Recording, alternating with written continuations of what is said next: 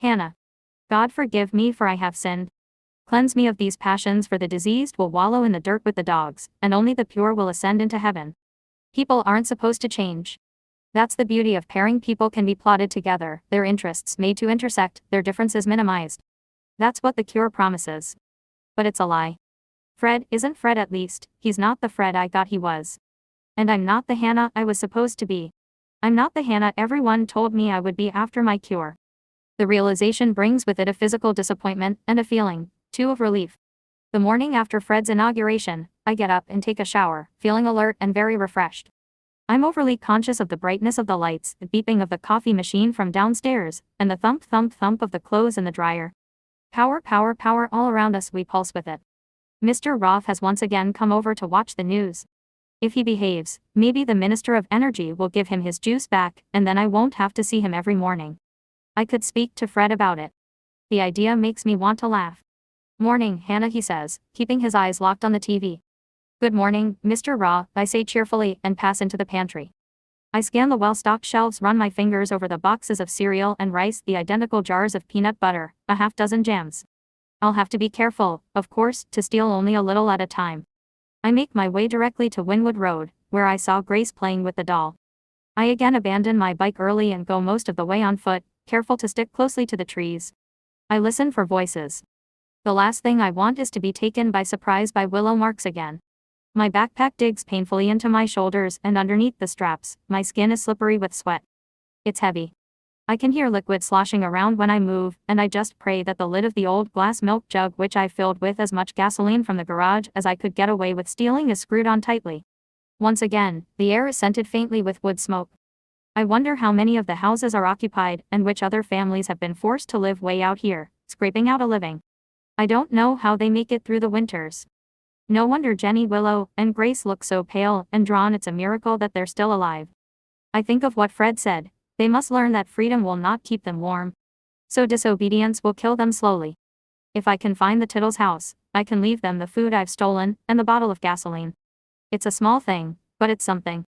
As soon as I turn onto Wynwood, only 2 streets away from Brooks, I once again see Grace in the street, this time squatting on the sidewalk directly in front of a weathered gray house, chucking stones in the grass as though she is trying to skip them over water. I take a deep breath and step out of the trees. Grace tenses up instantly. Please don't run, I say softly, because she looks like she's about to bolt. I take a tentative step toward her and she scrambles to her feet, so I stop walking. Keeping my eyes on Grace's, I unsling the backpack from my shoulder.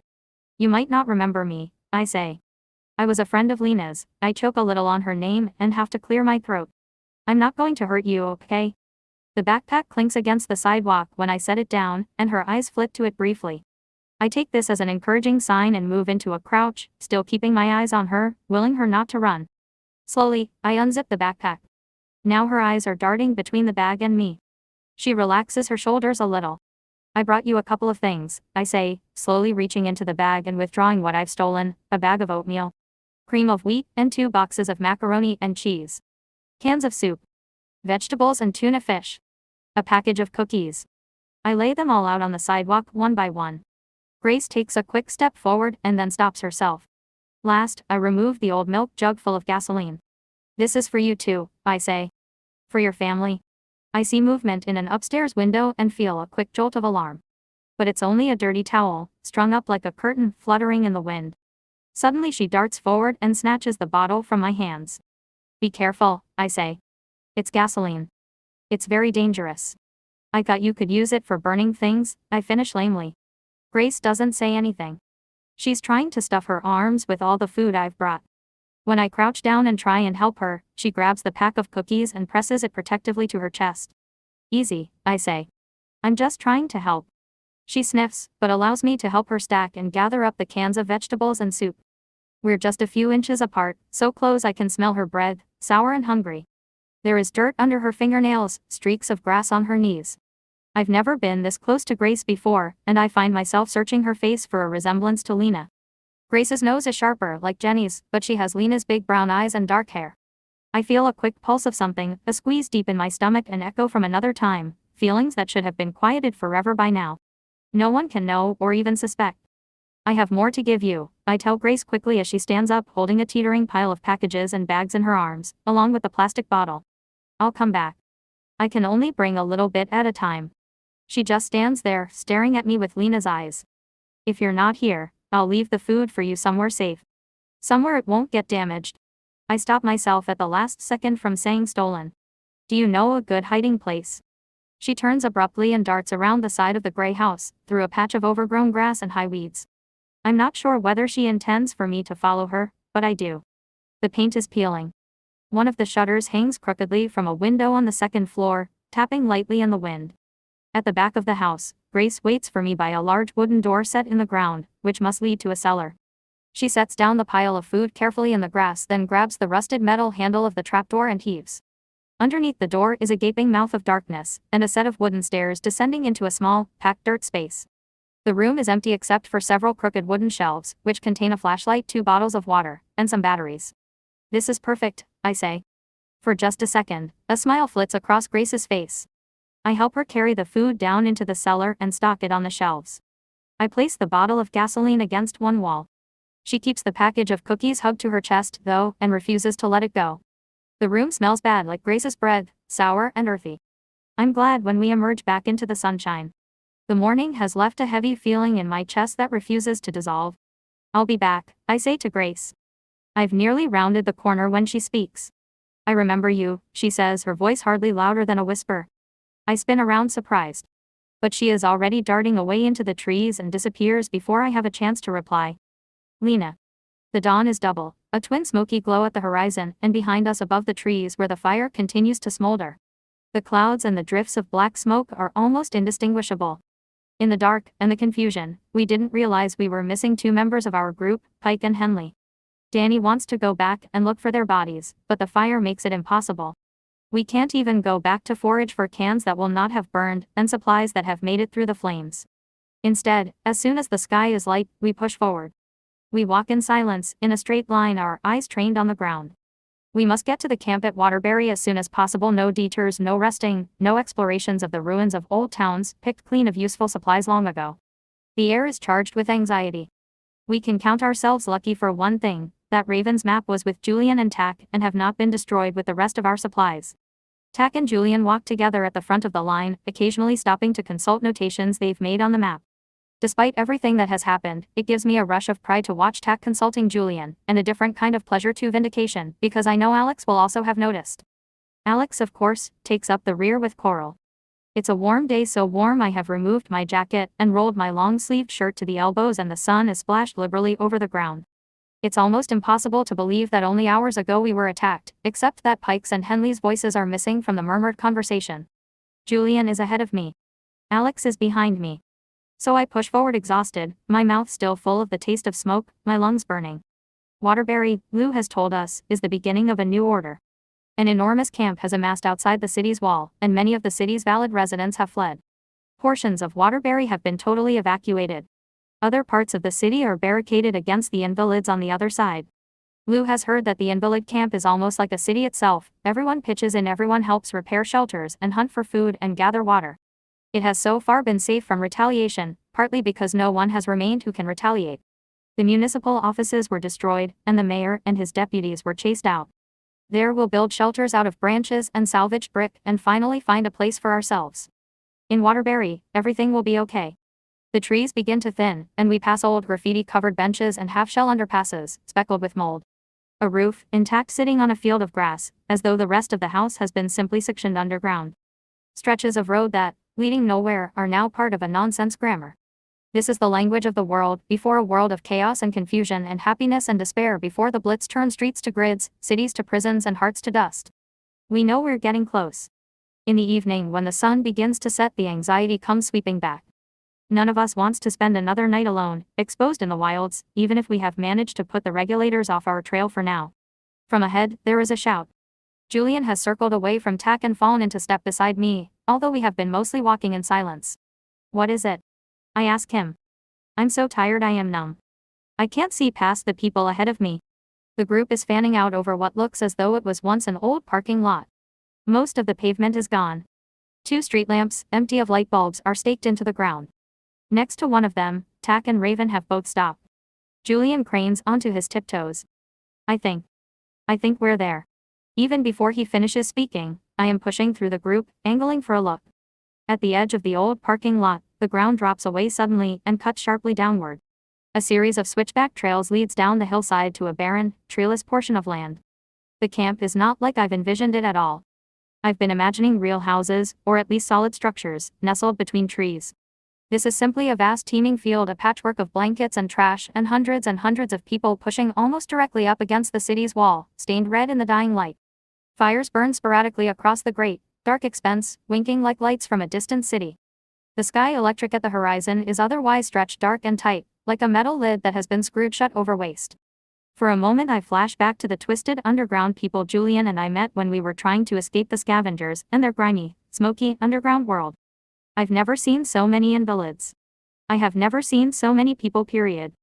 Even from here, we can smell them. My chest feels like it has caved in. What is this place? Julian mutters. I want to say something to comfort him. I want to tell him it will be okay, but I feel weighted down, dull with disappointment. This is it. Danny is the one to voice what we must all be feeling. This is the big dream. The new order. We have friends here at least, Hunter says quietly. But even he can't keep up the act. He shoves a hand through his hair so it sticks up in all directions. His face is white. All day he has been hacking as he walked, his breath coming wet and ragged. And we had no choice anyway. We could have gone to Canada, like Gordo said. We wouldn't have made it there without our supplies, Hunter says. We would still have our supplies if we had headed north in the first place, Danny fires back. Well, we didn't. We're here. And I don't know about you guys, but I'm thirsty as hell. Alex pushes his way through the line. He has to sidestep down the hill to the first switchback trail, sliding a little on the steep slope, sending a spray of gravel skidding down toward the camp. He pauses when he reaches the path and looks back up at us. Well, are you coming? His eyes slide over the whole group. When he looks at me, a small shock pulses through me and I quickly drop my eyes. For a split second, he had looked almost like my Alex again. Raven and Tack move forward together.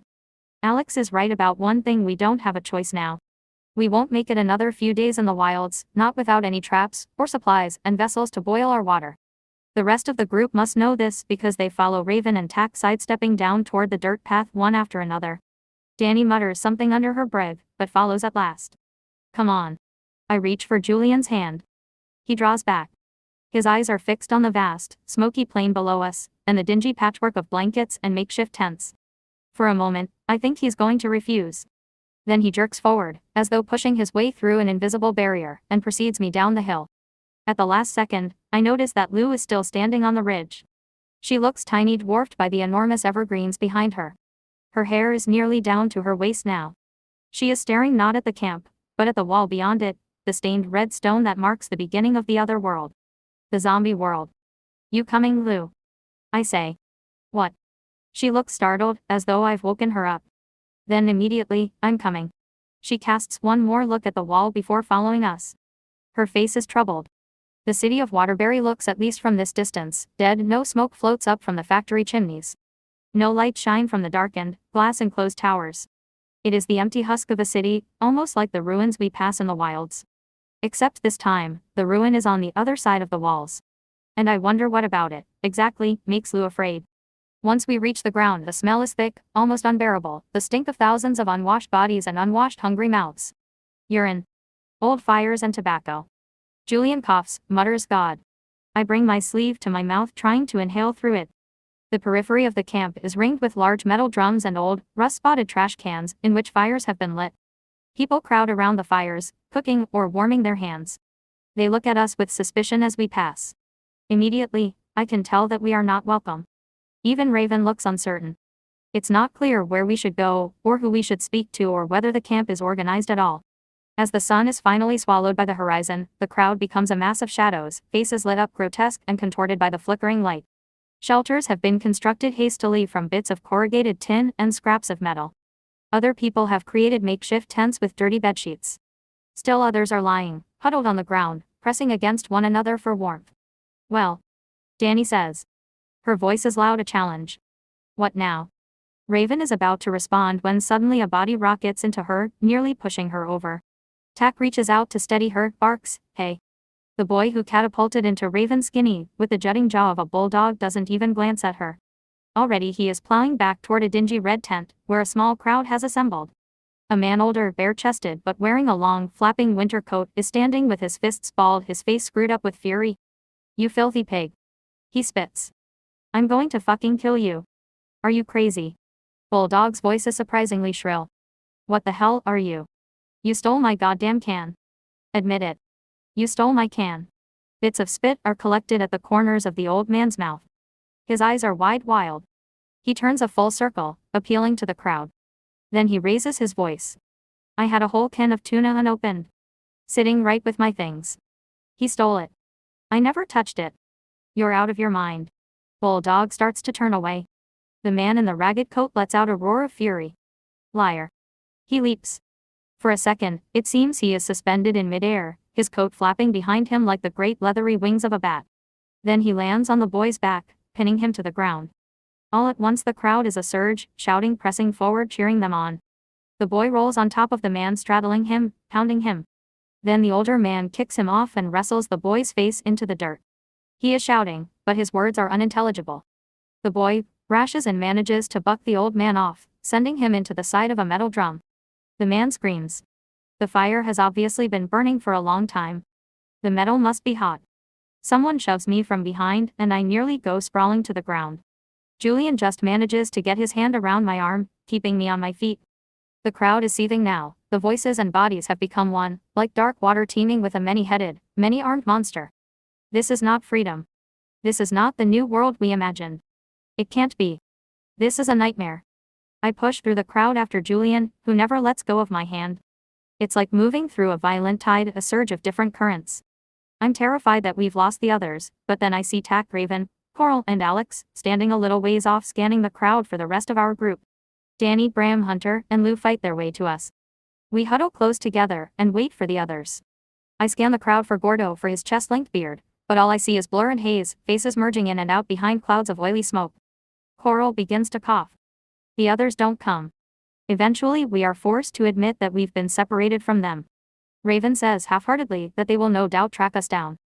We need to find somewhere we can safely camp, and someone who might be willing to share food and water. We ask 4 different people before we find one who will help us. A girl probably no more than 12 or 13 and dressed in clothes so filthy they have all turned a uniform. Dingy gray directs us to speak to Pippa and gestures to a portion of the camp illuminated more brightly than the rest. As we make our way toward the place she indicated, I can feel the young girl watching us. I turn around once to look at her. She has a blanket pulled over her head and her face is fluid with shadows, but her eyes are enormous, luminous. I think of Grace and feel a sharp pain in my chest. It seems the camp is actually subdivided into little areas, each claimed by a different person or group of people. As we push toward the series of small campfires that apparently mark the beginning of Pippa's domain, we hear dozens of fights breaking out over borders and boundaries, property and possessions. Suddenly Raven lets out a shout of recognition. "Twiggy!" She cries and breaks into a run. I see her barrel into a woman's arms, the first time I have ever seen Raven voluntarily embrace anyone besides Tack, and when she pulls away, they both begin talking and laughing at once. "Tack," Raven is saying, "you remember Twiggy? You were with us what? 3 summers ago." 4, the woman corrects her, laughing. She is probably 30, and her nickname must be ironic. She's built like a man, heavy with broad shoulders and no hips. Her hair is cropped close to her scalp. She has a man's laugh too, deep and full-throated. I like her immediately. "I've got a new name now, you know," she says and winks. "Around here people call me Pippa." The bit of land Pippa has claimed for herself is larger and better organized than anything we have yet seen in the camp. There is real shelter. Pippa has constructed or claimed a large wooden shed with a roof, enclosed on 3 sides. Inside the hut are several crudely made benches, a half-dozen battery-operated lanterns, piles of blankets, and 2 refrigerators, one large, kitchen-sized, and one miniature, both chained shut and padlocked. Pippa tells us that this is where she keeps the food and medical supplies she has managed to gather. She has additionally recruited several people to man the campfires constantly, boil the water, and keep out anybody with an inclination to steal. "You wouldn't believe the shit I've seen around here," she says. "Last week someone was killed over a goddamn cigarette. It's crazy." She shakes her head. "No wonder the zombies didn't bother bombing us. Waste of ammunition. We'll kill each other off just fine at this rate." She gestures for us to sit on the ground. "Might as well park here for a bit. I'll get some food on. There isn't a lot. I was expecting a new delivery. We've been getting help from the resistance. But something must have happened. Patrols, Alex says. There were regulators just south of here. We ran into a group of them. Pippa doesn't seem surprised. She must have already known that the wilds have been breached. No wonder you all look like shit, she says mildly. Go on. Kitchen's about to open. Take a load off. Julian is very quiet. I can feel the tension in his body. He keeps looking around as though he expects someone to leap out at him from the shadows. Now that we are on this side of the campfires encircled by warmth and light, the rest of the camp looks like a shadowy blur, a writhing, roiling darkness, swelling with animal sounds. I can only imagine what he must think of this place, what he must think of us. This is the vision of the world that he has always been warned against. A world of the disease is a world of chaos and filth, selfishness and disorder. I feel unjustifiably angry with him. His presence, his anxiety is a reminder that there is a difference between his people and mine. Tack and Raven have claimed one of the benches. Danny Hunter and Bram squeeze onto the other one. Julian and I take a seat on the ground. Alex remains standing. Coral sits directly in front of him, and I try not to pay attention to the fact that she is leaning back, resting against his shins, and the back of her head is touching his knee. Pippa removes a key from around her neck and unlocks the large refrigerator. Inside it are rows and rows of canned food, as well as bags of rice. The bottom shelves are packed with bandages, antibacterial ointment, and bottles of ibuprofen. As Pippa moves, she tells us about the camp and the riots in Waterbury that led to its creation. Started in the streets, she explains as she dumps rice into a large, dented pot. Kids mostly. Uncureds. Some of them were riled up by the sympathizers, and we got some members of the RN as moles too to keep everybody fired up. She moves precisely without wasting any energy. People materialize out of the dark to help her. Soon she has placed various pots on one of the fires at the periphery. Smoke, delicious, threaded with food smells, drifts back to us. Immediately there is a shift, a difference in the darkness that surrounds us. A circle of people has gathered, a wall of dark, hungry eyes. Two of Pippa's men stand guard over the pots, knives drawn. I shiver. Julian doesn't put his arm around me. We eat rice and beans straight out of a communal pot using our hands. Pippa never stops moving. She walks with her neck jutting forward, as though she constantly expects to encounter a barrier and intends to headbutt her way through it. She doesn't stop talking either. The R sent me here, she says. Raven has asked her how she came to be in Waterbury. After all the riots in the city we had a good chance to organize a protest, plan a large-scale opposition. There are 2,000 people in the camp right now, give or take. That's a lot of manpower. How's it going? Raven asks. Pippa squats by the campfire and spits. How does it look like it's going? I've been here a month and I found maybe 100 people who care about the cause, who are willing to fight. The rest are too scared, too tired, or too beat down. Or they just don't care. So what are you going to do? Raven asks. Pippa spreads her hands. What can I do? I can't force them to get involved and I can't tell people what to do. This isn't Zombieland, right? I must be making a face because she looks at me sharply. What? She says. I look at Raven for guidance, but her face is impassive. I look back to Pippa. There must be some way, I venture. You think so? Her voice gets a hard edge. How? I have no money. I can't bribe them. We don't have enough force to threaten them. I can't convince them if they won't listen. Welcome to the free world. We give people the power to choose. They can even choose the wrong thing. Beautiful, isn't it? She stands abruptly and moves away from the fire. When she speaks again, her voice is composed. I don't know what will happen. I'm waiting for word from higher up. It might be better to move on, leave this place to rot. At least we're safe for the moment. What about fears of attack? Tack says. You don't think that the city will retaliate? Pippa shakes her head. The city was mostly evacuated after the riots. Her mouth quirks into a small smile. Fear of contagion, the deliria spreading through the streets, turning us all into animals. Then the smile fades. I'm telling you something. The things I've seen here. They might be right. She takes the stack of blankets and passes them to Raven. Here. Make yourself useful. You'll have to share. The blankets are even harder to keep around than the pots. Bed down wherever you can find the space. Don't wander too far though. There are some crazies around here. I've seen it all, botched procedures, loons, criminals, the lot. Sweet dreams, kitties. It's only when Pippa mentions sleep that I realize how exhausted I am. It has been more than 36 hours since I've slept, and until now I have been fueled primarily by fear of what will happen to us. Now my body is leaden. Julian has to help me to my feet. I follow him like a sleepwalker, blindly, hardly conscious of my surroundings. We move away from the three-sided hut. Julian stops by a campfire that has been allowed to burn out. We are at the very base of the hill, and here the slope is even steeper than the one we came down, and no path has been beaten in its side. I don't care about the hardness of the ground, the bite of the frost, the continued shouts and hoots from all around us, a darkness alive and menacing. As Julian settles behind me and wraps the blankets around us both, I'm already somewhere else. I am at the old homestead, in the sick room, and Grace is there, speaking to me, saying my name over and over. But her voice is drowned out by the fluttering of black wings, and when I look up I see that the roof has been blown apart by the Regulators' bombs, and instead of a ceiling there is only the dark night sky and thousands of bats, blotting out the moon. Hana. I wake up as the dawn is barely washing over the horizon. An owl hoots somewhere outside my window, and my room is full of drifting dark shapes. In 15 days, I will be married. I join Fred to cut the ribbon at the new border wall, a 15-foot tall, concrete and steel reinforced structure. The new border wall will replace all the electrified fences that have always encircled Portland. The first phase of construction, completed just 2 days after Fred officially became mayor, extends from Old Port past Tukey's Bridge and all the way to the crypts. The second phase will not be completed for another year, and will place a wall all the way down to the Fore River.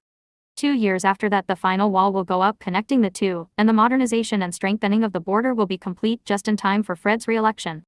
At the ceremony Fred steps forward with a pair of oversized scissors, smiling at the journalists and photographers clustered in front of the wall. It's a brilliantly sunny morning, a day of promise and possibility. He raises the scissors dramatically toward the thick red ribbon strung across the concrete. At the last second he stops, turns, and gestures me forward. I want my future wife to usher in this landmark day. He calls out, and there is a roar of approval as I come forward, blushing, feigning surprise. This has all been rehearsed, of course. He plays his role. And I am very careful to play mine too. The scissors manufactured for show are dull, and I have trouble getting the blades through the ribbon. After a few seconds, my palms begin to sweat. I can feel Fred's impatience behind his smile, can feel the weighted stare of his associates and committee members, all of them watching me from a small cordoned-off area next to the pack of journalists. Snip. At last I work the scissors through the ribbon, and the ribbon flutters to the ground, and everyone cheers in front of the high smooth concrete wall. The barbed wire at its top glistens in the sun, like metal teeth. Afterward, we adjourn to the basement of a local church for a small reception. People snack on brownies and cheese squares off paper napkins, and sit in folding chairs, balancing plastic cups of soda on their laps. This too, the informality, the neighborhood feel, the church basement with its clean white walls and the faint smell of turpentine was carefully planned. Fred receives congratulations and answers questions about policy and plan changes.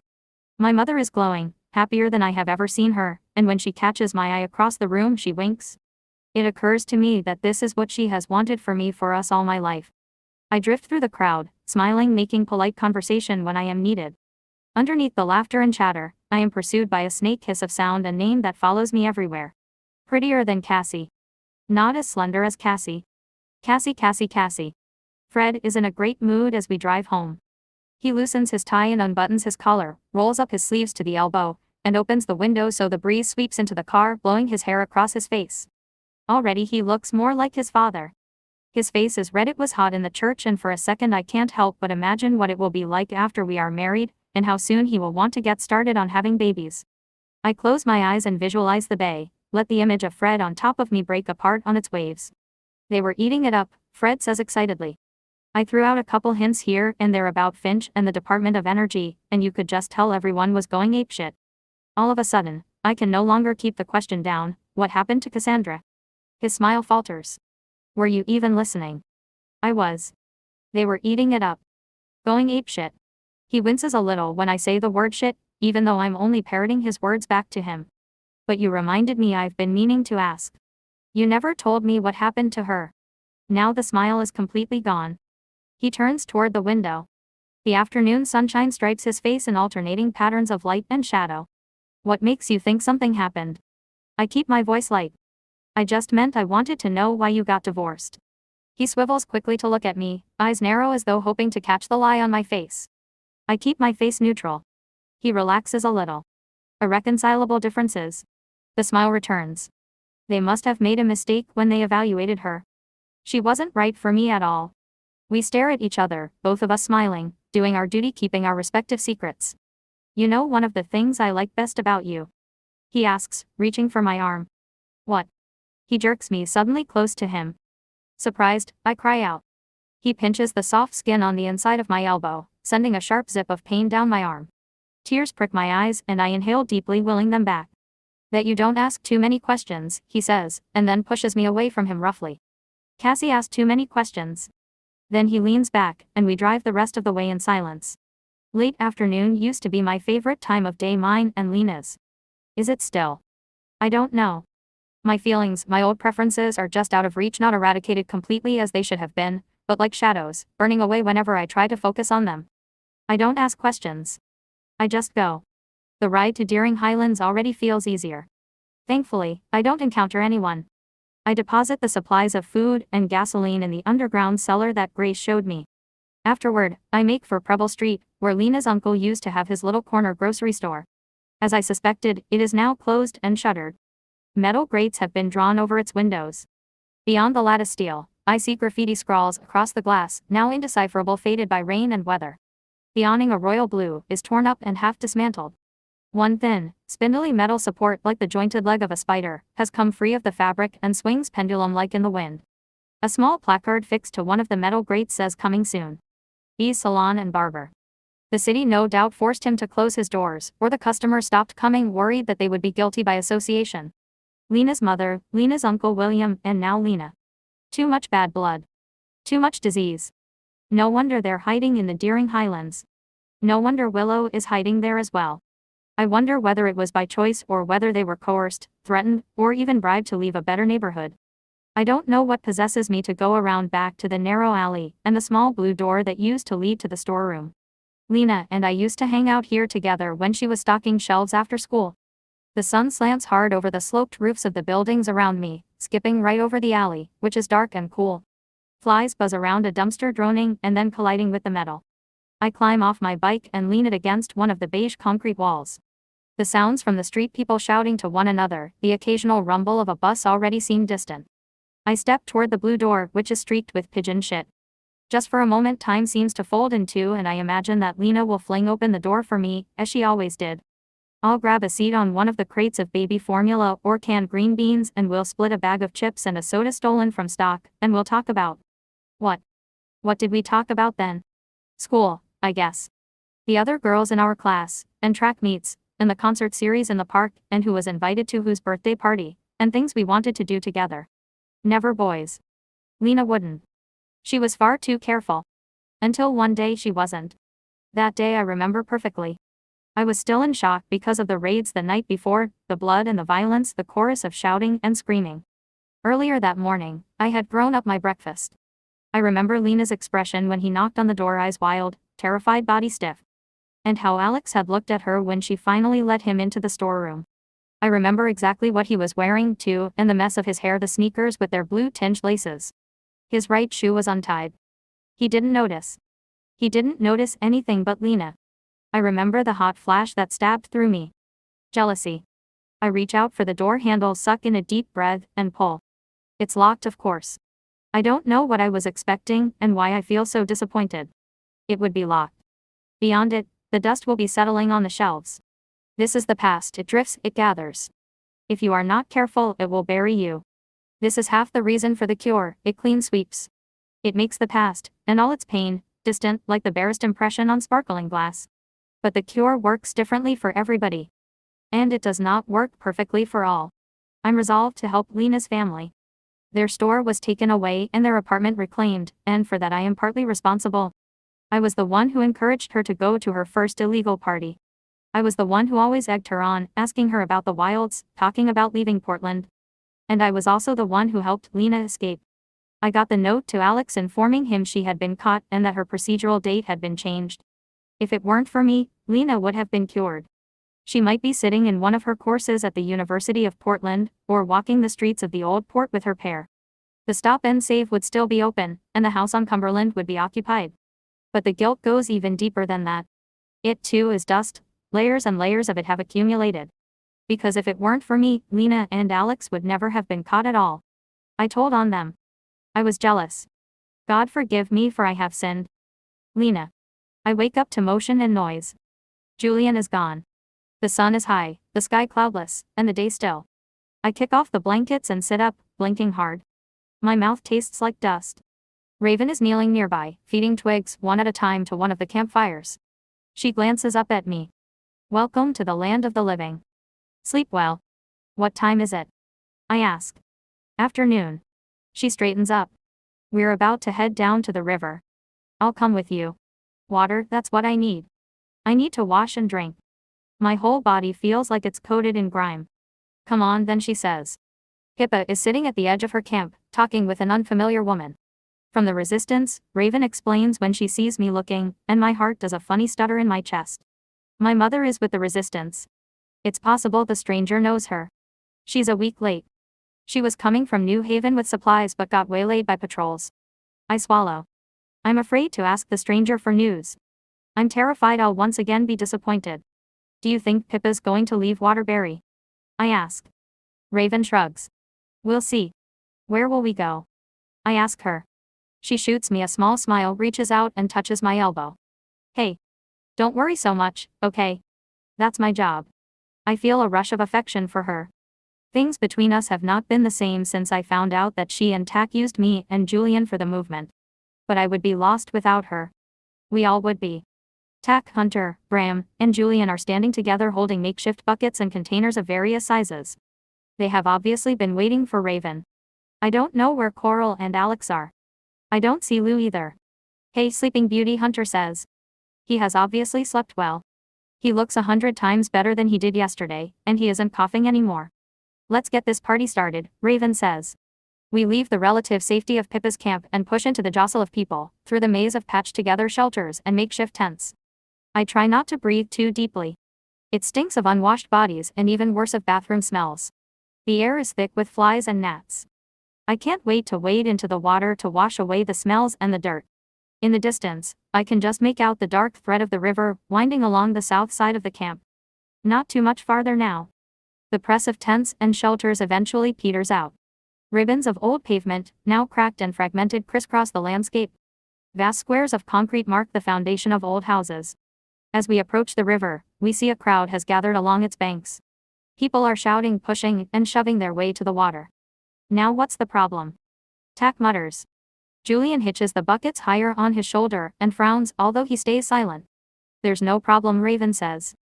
Everyone's just excited about a shower. But her voice is strained. We force our way into the thick tangle of bodies. The smell is overwhelming. I gag, but there's no space to move, no way to bring a hand over my mouth.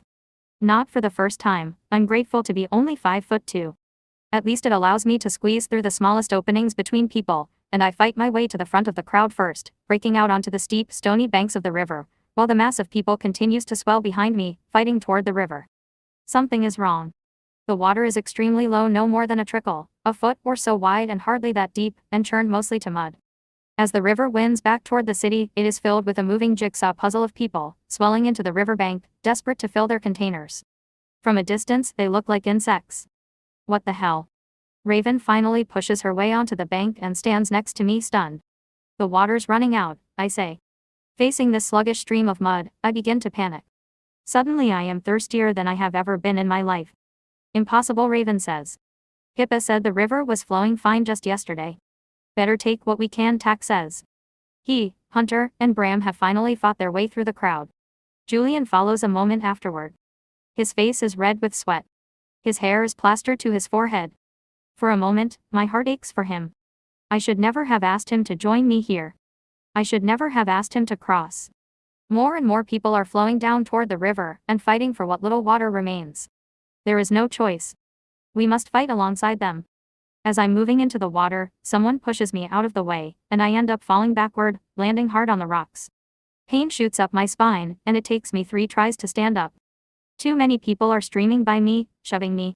Eventually, Julian has to fight his way back through the crowd and help me to my feet. In the end, we manage to get only a fraction of the water we wanted, and we lose some of it on the way back to Pippa's camp when a man stumbles into Hunter, upsetting one of his buckets. The water we have collected is filled with fine silt and will be reduced even further once we manage to boil away the mud. I would cry if I could waste the water. Pippa and the woman from Resistance are standing in the middle of a small circle of people. Alex and Coral have returned. I can't help but imagine where they have been together. Stupid when there are so many other things to worry about. But still the mind will circle back to this one thing. Amor deliria nervosa, it affects your mind so that you cannot think clearly, or make rational decisions about your own well-being. Symptom number 12. The river raven starts to say as we get closer, but Pippa cuts her off. We heard, she says. Her face is grim. In the daylight, I see Pippa is older than I originally got. I assumed she was in her early 30s, but her face is deeply lined and her hair is gray at the temples. Or maybe that is only the effect of being here in the wilds and waging this war. It isn't flowing. What do you mean? Hunter says. A river doesn't stop flowing overnight. It does if it's dammed, Alex says. For a second there's silence. What do you mean, damned? Julian speaks first. He too is trying not to panic. I can hear it in his voice. Alex stares at him. Damned, he repeats. As in stop. Blocked up. Obstructed or confined by a. But who damned it? Julian cuts in. He refuses to look at Alex, but it's Alex who responds. It's obvious, isn't it? He shifts slightly, angling his body toward Julian. There's a hot, electric tension in the air. The people on the other side. He pauses. Your people. Julian still isn't used to losing his temper. He opens his mouth and then shuts it. He says, very calmly, what did you say? Julian. I place a hand on his arm. Pippa jumps in. Waterbury was mostly evacuated before I arrived, she says. We got it was because of the resistance. We took it as a sign of progress. She lets out a harsh bark of laughter. Obviously they had other plans. They've cut off the water source in the city. So we'll leave, Danny says. There are other rivers. The wilds is full of them. We'll go somewhere else. Her suggestion meets with silence. She stares from Pippa to Raven. Pippa runs a hand over the short fuzz of her hair. Yeah, sure. The woman from the resistance speaks up. She has a funny accent, all lilts and melody, like drawn butter. The people we can gather, the ones who can be mobilized we can leave. We can scatter, break up, go back into the wilds. But there are probably patrols waiting for us. No doubt they're gathering even now. Easier for them if we're in smaller groups, less of a chance we'll be able to fight. Plus, it looks better for the press. Large-scale slaughter is harder to cover up. How do you know so much about it? I turn around. Lou has just joined the group. She is slightly breathless and her face is shiny, as though she has been running. I wonder where she has been all this time. As usual, her hair is loose, plastered to her neck and forehead. This is Summer, Pippa says evenly. She's with resistance. She's the reason you'll be eating tonight. The subtext is clear, watch what you say. But we have to leave. Hunter's voice is practically a bark. I get the urge to reach out and squeeze his hand. Hunter never loses his temper. What other choice do we have? Summer doesn't flinch. We could fight back, she says. We've all been looking for a chance to rally together, make something of this mess. She gestures to the array of shelters, like pieces of enormous metal shrapnel glittering vastly toward the horizon. That was the point of coming to the wilds, wasn't it? For all of us. We were tired of being told what to choose. But how will we fight? I feel shyer in front of this woman, with her soft, musical voice and her fierce eyes, than I have in front of anyone for a while. But I press on. We're weak as it is. Pippa said we're disorganized. Without water. I'm not suggesting we go head to head, she interrupts me. We don't even know what we're dealing with, how many people are left in the city, whether there are patrols gathering in the wilds. What I'm suggesting is that we take the river back. But if the river's dammed. Again, she cuts me off. Dams can be exploded, she says simply. We are silent for another second. Raven and Tack exchange a glance. Largely from habit, we wait for one of them to speak. What's your plan? Tack says, and just like that, I know it's real, this is happening. This will happen. I close my eyes. An image flashes emerging from the van with Julian after our escape from New York City. Believing in that moment that we had escaped the worst, that life would begin again for us. Instead, life has only grown harder. I wonder whether it will ever end. I feel Julian's hand on my shoulder, a squeeze of reassurance. I open my eyes. Pippa squats and draws a large teardrop shape in the ground with a thumb. Let's say this is Waterbury. We're here. She marks an X at the southeast side of the larger end. And we know that when the fighting started, the Kurds retreated to the west side of the city. My guess is that the block is somewhere here. She hazards an X on the east side, where the teardrop begins to narrow. Why? Raven says. Her face is alive again, alert. For a moment when I look at her, I get a small chill. She lives for this, the fight, the battle for survival. She actually enjoys it. Pippa shrugs. It's my best guess. That part of the city was mostly park anyway. They've probably just flooded it completely, rerouted the water flow. They'll have shored up defenses there, of course, but if they had enough firepower to rout us, they'd have attacked already. We're talking whatever forces they've gathered in a week or two. She looks up at us to make sure we're following. Then she draws a sweeping arrow around the base of the teardrop, pointing upward. They'll probably expect us to go north toward the water flow. Or they think we'll scatter. She draws lines radiating in various directions from the base of the teardrop. Now it looks like a deranged bearded smiley face. I think instead we should make a direct attack, send a small force into the city, bust open the dam. She draws a line sweepingly through the teardrop, cutting it in half. I'm in, Raven says. Tack spits. He doesn't have to say he's in too.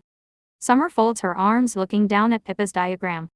We'll need 3 separate groups, she says slowly. 2 diversionary to create problems here and here. She bends down and marks X's at 2 distinct places along the periphery, and 1 smaller force to get in, do the job, and get out. I'm in, Lou pipes up. As long as I can be part of the main force. I don't want any of this side business shit. This surprises me. At the old homestead, Lou never expressed interest in joining the resistance. She never even got a fake procedural mark. She just wanted to stay as far as possible from the fighting. She wanted to pretend that the other side, the cured side, didn't exist. Something must have changed in the months we've been apart. Lou can come with us. Raven grins. She's a walking good luck charm. That's how she got her name. Isn't it, Lucky? Lou doesn't say anything. I want to be part of the main force too, Julian speaks up suddenly. Julian, I whisper. He ignores me. I'll go wherever you need me, Alex says. Julian glances at him, and for a second I feel the resentment between them, a blunt, hard-edged force. So will I, Coral says. Count us in. Hunter speaks for him and Bram. I want to be the one who lights the match, Danny says. Other people are chiming in now, volunteering for different tasks. Raven looks at me. What about you, Lena? I can feel Alex's eyes on me. My mouth is so dry. The sun is so blinding. I look away, toward the hundreds and hundreds of people who have been driven out of their homes, out of their lives to this place of dust and dirtiness, all because they wanted the power to feel, to think, to choose for themselves. They couldn't have known that even this was a lie that we never really choose, not entirely. We are always being pushed and squeezed down one road or another. We have no choice but to step forward, and then step forward again, and then step forward again. Suddenly we find ourselves on a road we haven't chosen at all. But maybe happiness isn't in the choosing. Maybe it's in the fiction, in the pretending that wherever we have ended up is where we intended to be all along. Coral shifts and moves her hand to Alex's arm. I'm with Julian, I say at last. This, after all, is what I have chosen. Hana. Before going home, I spend some time zigzagging through the streets near Old Port, trying to clear my head of Lena and the guilt. Trying to clear it of Fred's voice. Cassie asked too many questions. I bump onto the curb and pedal as fast as I can, as though I can push out my thoughts through my feet. In just 2 short weeks, I won't have even this freedom. I'll be too known, too visible, too followed. Sweat trickles down my scalp. An old woman emerges from a store, and I barely have time to swerve, jump the curb, and skate back into the street before I hit her. Idiot. She shouts. Sorry. I call over my shoulder, but the word gets lost in the wind. Then out of nowhere a barking dog, a huge blur of black fur, leaps for me. I jerk my handlebars to the right and lose my balance. I tumble off the bike, hitting the ground hard on my elbow, and skid several feet as pain rips up my right side. My bike guds next to me, screeching across the concrete, and someone is yelling, and the dog is still barking. One of my feet is entangled in the spokes of my front wheel. The dog circles me, panting. Are you okay? A man speed walks across the street. Bad dog, he says, smacking the dog's head roughly. The dog slinks several feet away, whimpering. I sit up, extracting my foot carefully from my bike. My right arm and shin are cut up, but miraculously, I don't think I've broken anything. I'm all right. I pull myself carefully to my feet, rolling my ankles and wrists slowly, checking for pain. Nothing. You should watch where you're going, the man says. He looks annoyed. You could have been killed. Then he stalks off down the street, whistling for his dog to follow. The dog trots after him, head down. I pick up my bike and wheel it onto the sidewalk. The chain has come off the stay, and one handlebar is slightly crooked, but other than that it looks okay. As I bend down to adjust the chain, I notice that I've landed directly in front of the Center for Organization, Research and Education. I must have been circling it for the past hour. The Corps keeps Portland's public records, the incorporation documents for its businesses, but also the names, birth dates, and addresses of its citizens. Copies of their birth, marriage, medical, and dental records. Violations against them and report cards and annual review scores, as well as evaluation results and suggested matches. An open society is a healthy society. Transparency is necessary to trust. That's what the book of SHHH teaches. My mom used to phrase it differently: only people who have something to hide make a fuss about privacy. Without consciously making the decision, I lock my bike to a street lamp and jog up the stairs. I push through the revolving doors and step into a large, plain lobby, decorated with gray linoleum floor tiles and buzzing overhead lights. A woman sits behind a fake wood desk, in front of an ancient-looking computer. Behind her a heavy chain is hung across an open doorway. From it, a large sign is dangling: personnel and authorized core employees only. The woman barely glances at me as I approach the desk. A small plastic name tag identifies her as Tanya Bourne, security assistant. "Can I help you?" she asks in a monotone. I can tell that she doesn't recognize me. "I hope so," I say cheerfully, placing my hands on the desk and forcing her to meet my gaze. Lena used to call it my by-a-bridge look. See, my wedding's coming up, and I completely flaked on Cassie, and now I have barely any time to track her down. The woman sighs and resettles in her chair.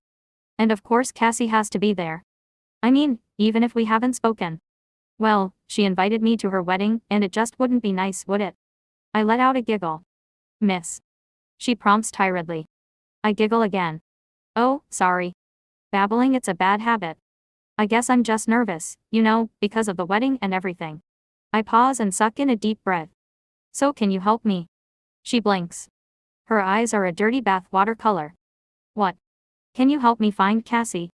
I ask, squeezing my hands into fists, hoping she won't notice. "Please say yes." "Cassandra O'Donnell." I watch Tanya carefully, but she doesn't appear to recognize the name. She heaves an exaggerated sigh, pushes up from her chair, and moves over to a tiered stack of papers. She waddles back to me and practically slaps it on the desk. It's as thick as a medical intake form, at least 20 pages long. Personal information requests may be sent to Korth Attention Census Department and will be processed within 90 days. 90 days. I cut her off. My wedding's in 2 weeks. She draws her mouth into a line. Her whole face is the color of bad water. Maybe being here day after day under the dull, buzzing lights has begun to pickle her. She says determinedly, expedited personal information request forms must be accompanied by a personal statement. Look. I spread my fingers flat on the counter and press my frustration down through my palms. The truth is, Cassandra is a little witch, okay? I don't even like her. Tanya perks up a little. The lies come fluidly. She always said I'd flunk my evaluations, And when she got an 8, she went on about it for days. Well, you know what? I scored higher than she did, and my pair is better, and my wedding will be better too. I lean a little closer, drop my voice to a whisper. I want her to be there. I want her to see it. Tanya studies me closely for a minute. Then, slowly, her mouth hitches into a smile. I knew a woman like that, she says. You'd think God's garden grew under her feet. She turns her attention to her computer screen. What did you say her name was again? Cassandra. Cassandra O'Donnell. Tanya's nails click exaggeratedly against the keyboard. Then she shakes her head and frowns. Sorry. No one listed by that name? My stomach does a weird turn. Are you sure? I mean, you've spelled it correctly and everything. She swivels the computer screen around to face me. Got over 400 O'Donnells. Not one Cassandra. What about Cassie? I'm fighting a bad feeling, a feeling I have no name for. Impossible. Even if she were dead, she would show up in the system. The Corps keeps records of everyone, living or dead, for the past 60 years. She readjusts the screen and clicks again, then shakes her head. Sorry. Maybe you got the wrong spelling. Maybe. I try to smile, but my mouth won't obey. It doesn't make any sense. How does a person disappear? A thought occurs to me, maybe she was invalidated. It's the only thing that makes any sense. Maybe her cure didn't work, maybe she caught the deliria, maybe she escaped to the wilds. That would fit. That would be a reason for Fred to divorce her. Work out in the end. I blink. Tanya has been speaking. She stares at me patiently, obviously expecting a reply. I'm sorry, what did you say? I said that I wouldn't worry too much about it. These things have a way of working out. Everyone gets what's right for them in the end. She laughs loudly. The gears of God don't turn unless all the pieces fit right. Know what I mean? And you got your right fit, and she'll get hers. Thanks, I say. I can hear her laughing again as I cross back toward the revolving doors. The sound follows me out onto the street, rings faintly in my head even when I am several blocks away. Lena. The sky doesn't set so much as break apart. The horizon is brick-colored. The rest of the sky is streaked with shock red tendrils. The river has slowed to a bare trickle. Fights break out over water. Pippa warns us not to leave her circle and posts guards around its periphery. Summer has already split. Either Pippa doesn't know where she has gone, or won't share her plans with us. In the end, Pippa decides that smaller is better. The fewer people we involve, the less chance of a screw-up. The best fighters, Tak, Raven, Danny and Hunter, will be responsible for the main action, getting to the dam, wherever it is, and taking it down. Lou insists on going with them, and so does Julian, and even though neither one is a trained fighter, Raven relents. I could kill her. We'll need guards too, she says. Lookouts. Don't worry. I'll bring him back safely. Alex, Pippa, Coral, and one of Pippa's crew, nicknamed Beast, I can only assume because of his tangle of wild black hair and the dark beard that obscures his mouth, will form one diversionary force. Somehow I get roped into heading up the second one. Bram will be my support. I wanted to stay with Julian, I tell Tak.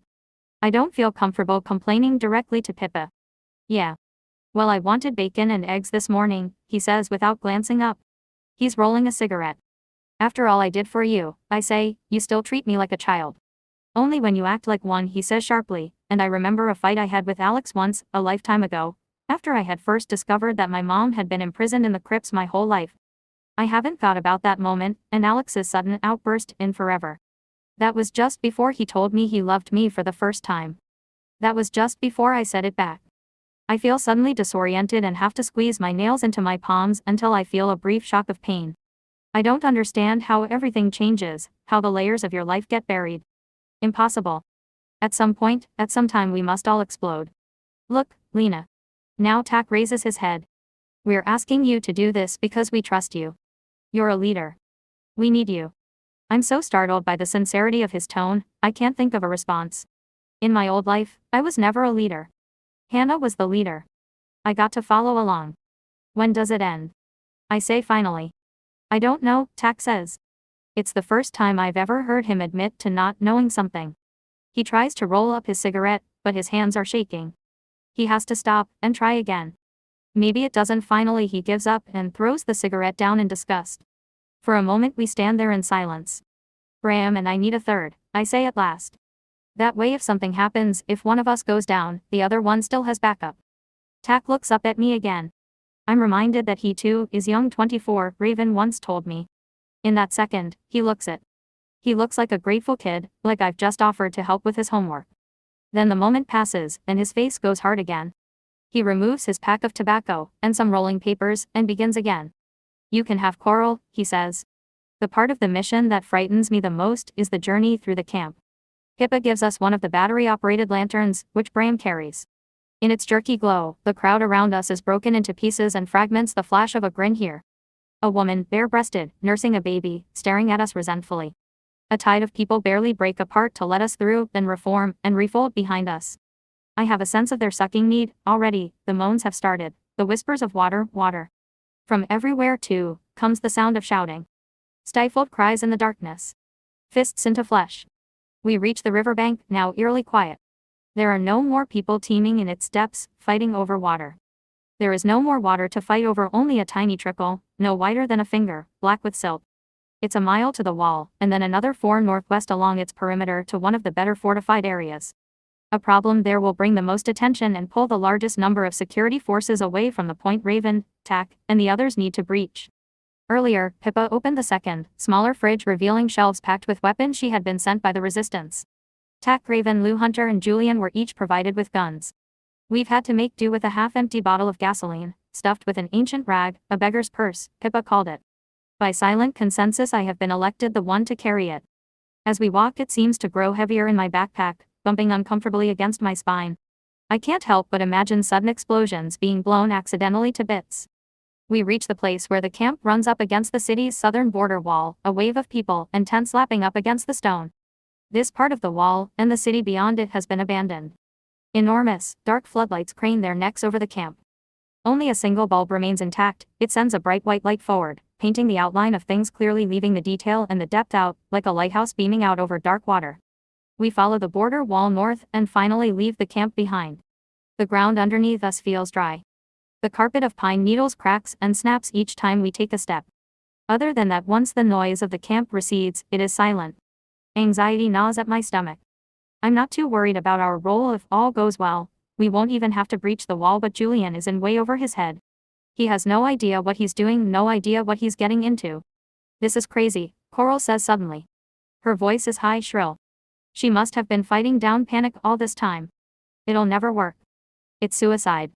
You didn't have to come, I say sharply. No one asked you to volunteer. It's as though she doesn't hear me. We should have packed up, gotten out of here, she says.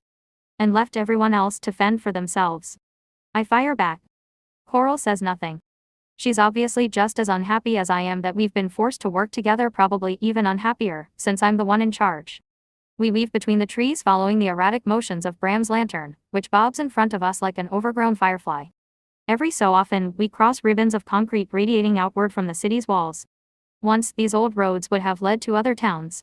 Now they run aground into earth, flowing like gray rivers around the bases of new trees.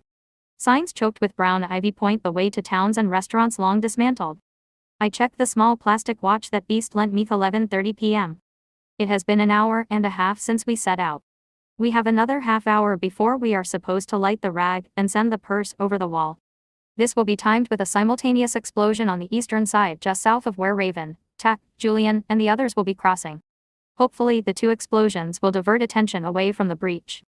This far from the camp, the border becomes better maintained. The high concrete wall is undamaged and clean. The floodlights become functional and more numerous, enormous, wide open, dazzling eyes at intervals of 20 or 30 feet. Beyond the floodlights, I can make out the black silhouettes of looming apartment complexes, glass-fronted buildings, church spires. I know we must be getting close to the downtown center, an area that, unlike some of the outlying residential portions of the city, was not completely evacuated. Adrenaline starts working its way through me, making me feel very alert. I'm suddenly aware that the night isn't silent at all. I can hear animals scurrying all around us, the pitter-patter of small bodies rustling through the leaves. Then voices faintly, intermingling with the wood sounds.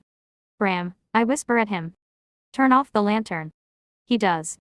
We all stop moving. The crickets are singing, beating the air into bits, ticking off seconds. I can hear the shallow, desperate pattern of Coral's breathing. She's scared. Voices again, and a bit of drifting laughter.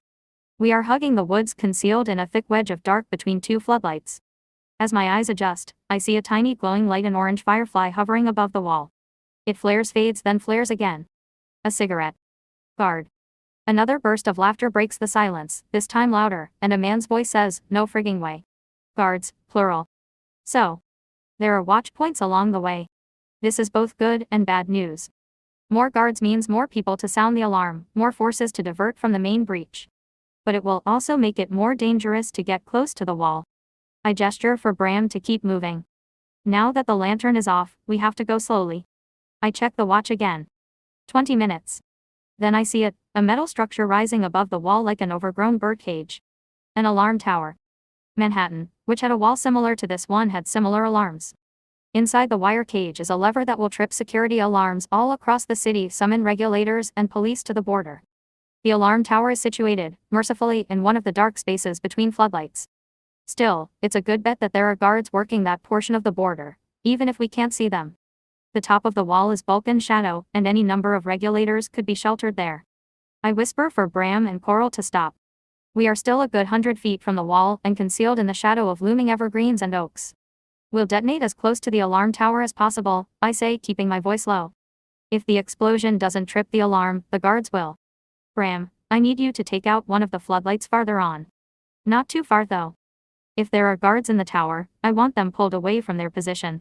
I'm going to need to get closer before I can toss this thing. I ease off my backpack. What am I going to do? Coral asks. Stay here, I say. Watch. Cover me if something goes wrong. That's bullshit, she says half-heartedly. I check my watch again. 15 minutes. Almost go time. I wrestle the bottle out of my backpack. It feels larger than it did earlier and harder to carry.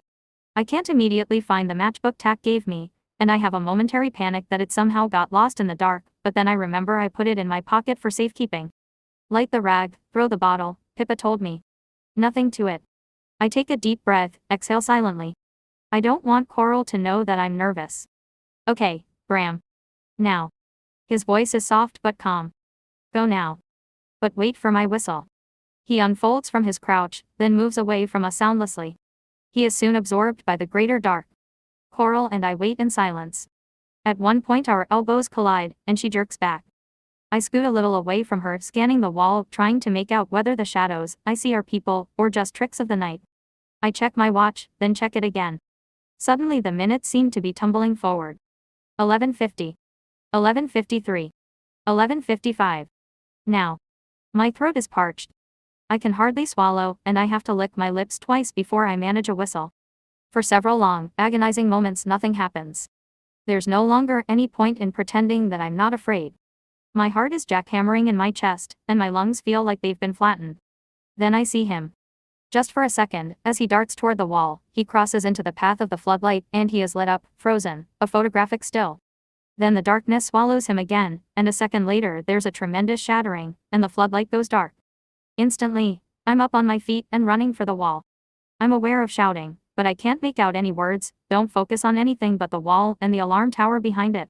Now that the floodlight is out, the tower's silhouettes have come into starker relief, backlit by the moon and a few scattered lights from the city. 15 feet from the wall, I press myself against the trunk of a young oak. I put the beggar's purse between my thighs and struggle to get a match lit. The first one sputters out. Come on, I mutter. My hands are shaking. Matches 2 and 3 don't stay lit. A staccato of gunfire breaks the stillness. The shots sound random, they're firing blind, and I say a quick prayer that Bram is back in the trees already concealed and safe, watching to make sure the rest of the plan goes off. Match 4 catches. I move the bottle from between my thighs, touch the match tip to the rag, watch it flare up white and hot. Then I move out from the shelter of the trees, breathe deep, and throw. The bottle spins toward the wall, a dizzying circle of flame. I brace myself for the explosion, but it never comes.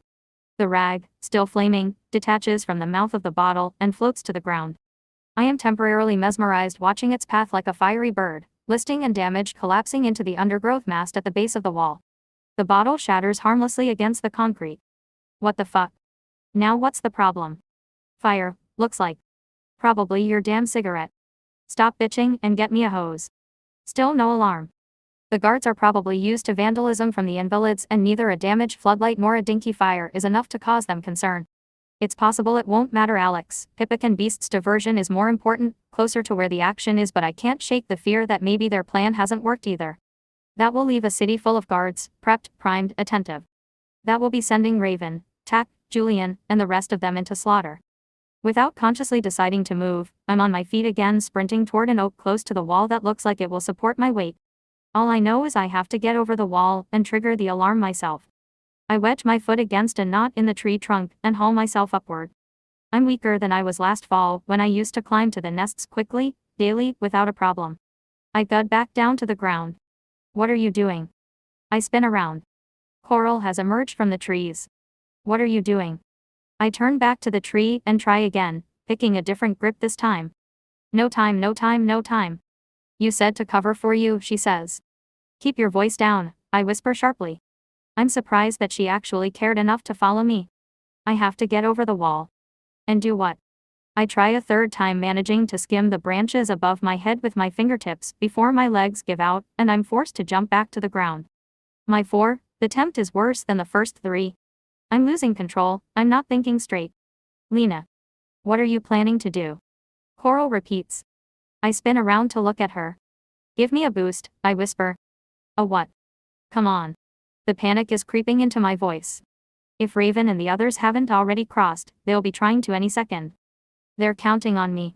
Coral must hear the change in my tone because she doesn't ask any more questions. She laces her fingers together and squats so I can wedge my foot in the cradle formed by her hands. Then she lifts me, grunting, and I shoot upward and manage to pull myself into the branches, which fan out from the trunk like the spokes of an umbrella laid bare. One branch extends almost all the way to the wall. I lean down onto my stomach, pressing myself flat against the bark, scooting forward like an inchworm. The branch begins to sink under my weight. Another foot or so, and it begins to sway. I can't go any farther. As the branch sinks, the distance between my position and the top of the wall increases. Any farther, and I'll have no chance of making it over. I take a deep breath and move into a crouch, keeping my hands tightly wrapped around the branch, which is swaying lightly underneath me. There's no time to worry or debate. I spring up and toward the wall, and the branch moves with me, like a springboard as my weight is released. For a second I'm airborne, weightless. Then the wall's concrete edge drives hard into my stomach, knocking the wind out of me. I just manage to hook both my arms over the wall and pull myself over, dropping onto the elevated pathway that the guards walk during their patrol. I pause in the shadows to get control of my breathing. But I can't rest for very long. I hear a sudden eruption of sound, guards calling to one another, and heavy footsteps jogging in my direction. They'll be on me in no time, and I'll have lost my chance. I stand and sprint toward the alarm tower. Hey! Hey, stop! Shapes materialize from the dark. 1, 2, 3 guards, all men, moonlight on metal. Guns. The first shot dings off one of the steel supports of the alarm tower. I throw myself into the small, open-air tower as more shots rattle the air. My vision is tunneling, and everything sounds distant. Disjointed images flash in my head, like stills from different movies, shots. Firecrackers. Screaming. Children on the beach. And then all I can see is the small lever illuminated from above by a single bulb encased in metal wiring, emergency alarm. Time seems to wind down. My arm looks like someone else's, floating toward the lever, agonizingly slow. The lever is in my hand, the metal is surprisingly cold. Slowly, the hand grips. The arm pushes. Another shot, the ring of metal all around me, a fine high vibration. Then, all at once the night is pierced with a shrill, wailing cry, and time shudders back to normal speed. The sound is so tremendous, I can feel it in my teeth. An enormous bulb at the top of the alarm tower lights up and begins turning, sending a sweep of red across the city. There are arms reaching for me through the metal scaffolding, spider arms, huge and hairy. One of the guards grabs my wrist. I reach out and wrap a hand around the back of his neck, pull him suddenly forward, and he collides forehead first with one of the steel supports. His grip on me releases as he staggers backward, cursing. Bitch! I burst free from the tower. 2 steps over the wall, and I'll be fine, I'll be free. Graham and Coral will be waiting in the trees. We'll lose the guards in the darkness and the shadows. I can make it. That's when Coral comes over the wall. I'm so startled, I stop running. This isn't protocol.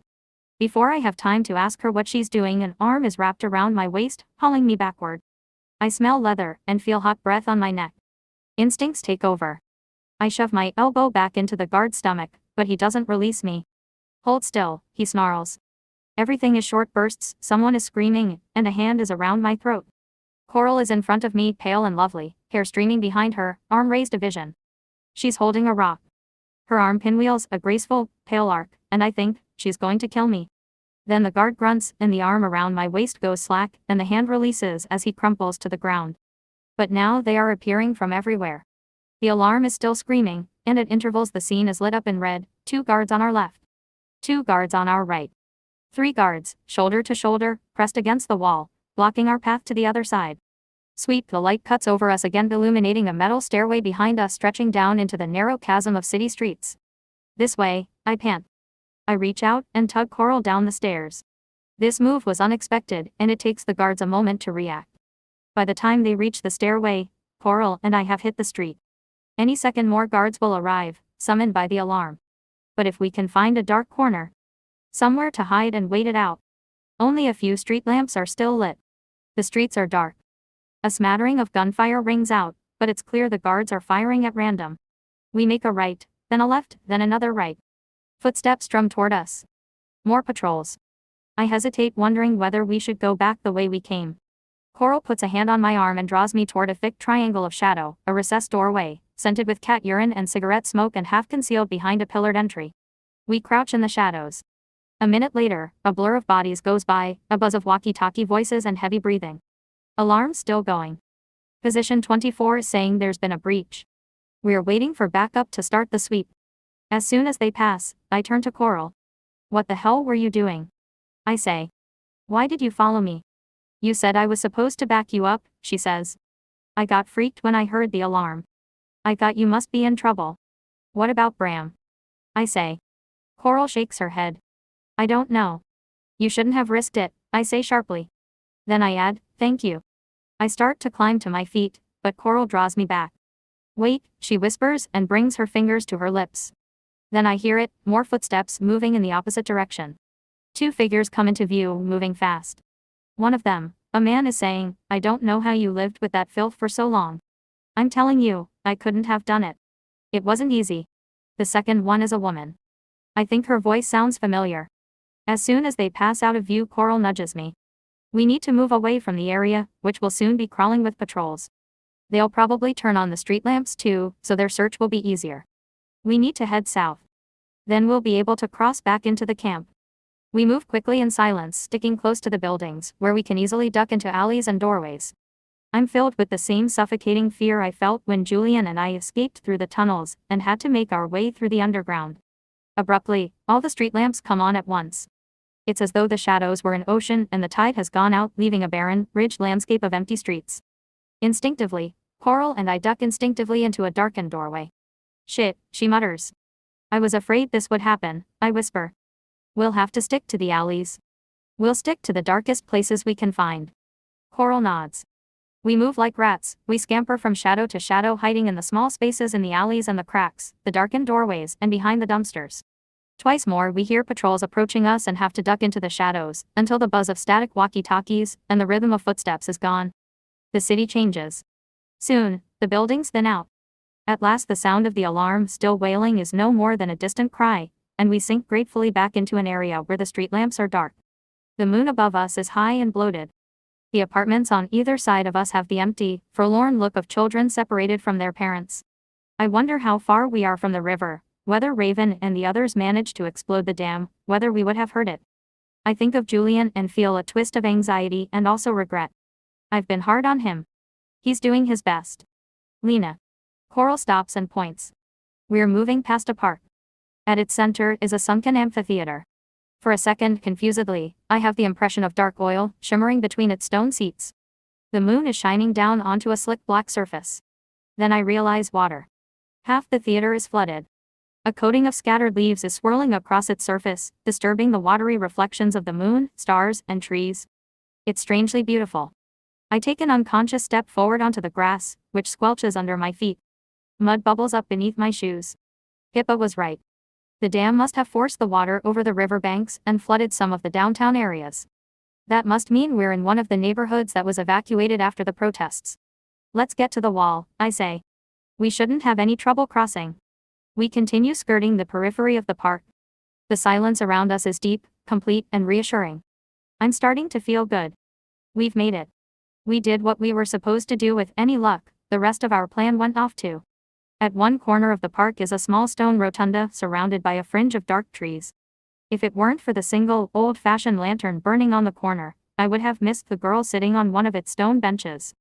Her head is dropped between her knees, but I recognize her long, streaked hair and her mud-caked purple sneakers.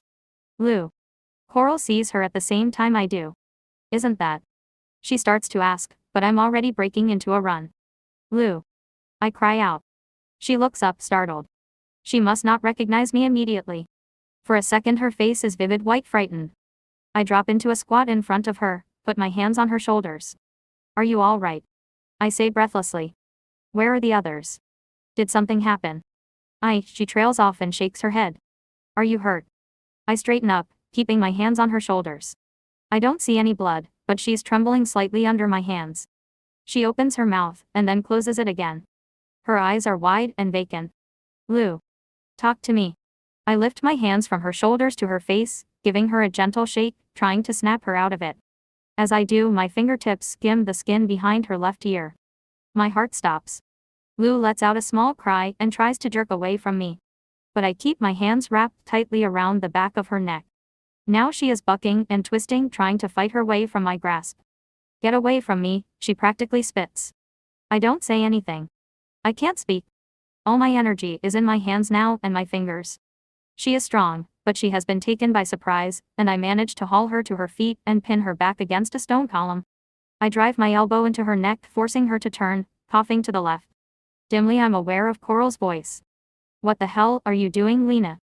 I wrench La's hair away from her face, so that her neck is exposed, white and pretty. I can see the frantic flutter of her pulse just beneath the neat, three-pronged scar on her neck.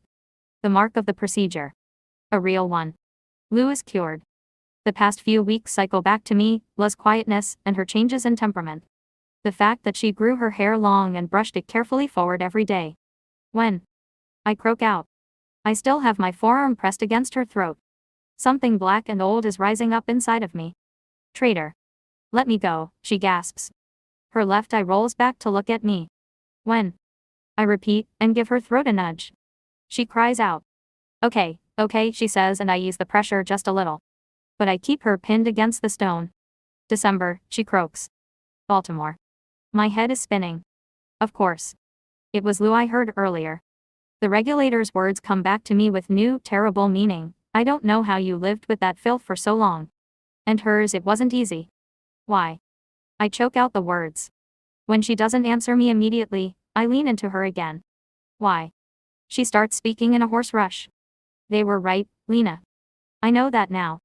Think of all those people out there in the camps in the wilds. Like animals. That's not happiness. It's freedom, I say. Is it? Her eye is huge. Her iris has been swallowed by black. Are you free, Lena? Is this the life you wanted? I can't respond. The anger is a thick, dark mud, a rising tide in my chest and throat. La's voice drops to a silken whisper, like the noise of a snake through the grass. It's not too late for you, Lena. It doesn't matter what you've done on the other side. We'll wipe that out. We'll start clean. That's the whole point. We can take all that away. The past, the pain, all your struggling. You can start again. For a second, we both stand there staring at each other. Lou is breathing hard. All of it. I say. Lou tries to nod and grimaces as she once again encounters my elbow. The anxiety, the unhappiness. We can make it go away. I ease the pressure off her neck. She sucks in a deep, grateful breath. I lean in very close to her and repeat something that Hana once said to me a lifetime ago. You know you can't be happy unless you're unhappy sometimes, right? La's face hardens. I've given her just enough space to maneuver, and when she goes to swing at me, I catch her left wrist and twist it behind her back, forcing her to double over. I wrestle her to the ground, press her flat, force a knee between her shoulder blades. Lena. Coral shouts. I ignore her. A single word drums through me: traitor. Traitor. Traitor. What happened to the others? I say. My words are high and strangled, clutched in the web of anger. It's too late, Lena. La's face is half mashed against the ground, but still she manages to twist her mouth into a horrible smile, a leering half grin. It's a good thing I don't have a knife on me. I would drive it straight into her neck. I think of Raven smiling, laughing. Lou can come with us. She's a walking good luck charm. I think of Tak dividing his bread, giving her the largest share when she complained about being hungry. My heart feels like it's crumbling to chalk, and I want to scream and cry at the same time. We trusted you. Lena, Coral repeats. I think. Be quiet, I say hoarsely, keeping my focus locked on Lou. Tell me what happened to them, or I'll kill you. She struggles under my weight, and continues beaming that horrible twisted grin at me. Too late, she repeats. They'll be here before nightfall tomorrow. What are you talking about? Her laughter is a rattle in her throat. You didn't think it would last, did you? You didn't think we'd let you keep playing in your little camp in your filth? I twist her arms another inch toward her shoulder blades. She cries out, and then continues speaking in a rush. 10,000 soldiers, Lena. 10,000 soldiers against 1,000 hungry, thirsty, diseased, disorganized uncureds. You'll be mowed down. Obliterated. Poof. I think I'm going to be sick. My head is thick, fluid feeling. Distantly, I'm aware that Coral is speaking to me again. It takes a moment for the words to work their way through the murk, through the watery echoes in my head. Lena. I think someone's coming. She has barely spoken the words when a regulator, probably the one we saw with Lou earlier, rounds the corner saying sorry that took so long. Shed was locked. He breaks off when he sees Coral and me, and Lou on the ground. Coral shouts and lunges for him, but clumsily, off balance. He pushes her backward, and I hear a small crack as her head collides with one of the stone columns of the portico. The regulator lunges forward, swinging his flashlight at her face. She manages to duck, barely, and the flashlight crashes hard against the stone pillar, and sputters into darkness. The regulator has thrown too much weight into the swing and his balance is upset. This gives Coral just enough time to break past him, away from the pillar. She's swaying on her feet, and obviously unsteady. She staggers around to face him, but clutching one hand to the back of her head. The regulator regains his footing and his hand goes to his belt. Gun. I rocket to my feet. I have no choice but to release Lou from underneath me. I dive at the regulator and grab him around the waist. My weight and momentum carry us both off our feet, and we hit the ground together, rolling once, arms and legs tangled together. The taste of his uniform and sweat is in my mouth, and I can feel the weight of his gun digging against my thigh. Behind me, I hear a shout and a body thudding to the ground. I pray that it's Lou and not Coral. Then the regulator breaks free of my grip and scrambles to his feet, pushing me off him roughly. He is panting, red-faced.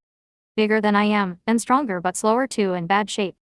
He fumbles with his belt, but I'm on my feet before he can get the gun from its holster. I grab his wrist, and he lets out a roar of frustration. Bang. The gun goes off. The explosion is so unexpected, it sends a jolt through my whole body. I feel it ringing all the way up into my teeth. I jump backward. The regulator screams out in pain and crumples. A dark black stain is spreading down his right leg, and he rolls over onto his back, clutching his thigh. His face is contorted, wet with sweat. The gun is still in its holster, a misfire. I step forward and take the gun off him. He doesn't resist. He just keeps moaning and shuddering, repeating, "Oh shit, oh shit. What the hell did you do?" I whip around. Lou is standing panting, staring at me.